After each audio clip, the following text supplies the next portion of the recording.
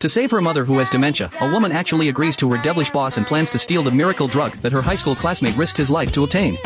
Frances slogs away at an evil pharmaceutical company. She not only has to endure the exploitation of her idiot boss, but also worries about her mother's illness and the endless student loans. One day, Marshall, a high school classmate who was supposed to have died in a plane crash, actually rushed into the company's press conference holding a potted plant, accusing the company of destroying the ecosystem and disregarding human lives. Only then did Frances realize that her classmate was not dead, he had even become an environmental activist. What shocked her even more was that Marshall told her a shocking secret.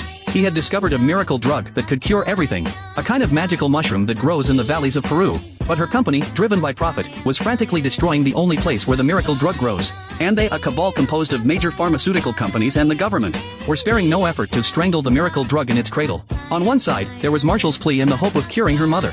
On the other side, there was the temptation from her devilish boss. If Frances could get the new drug, she would become wealthy overnight. Just as Frances was hesitant, two hitmen who seemed unreliable had already set their sights on Marshall. This bumbling pair of partners, the man was obsessed with studying the US assassination map, while the woman swayed to the music. Danger was approaching step by step.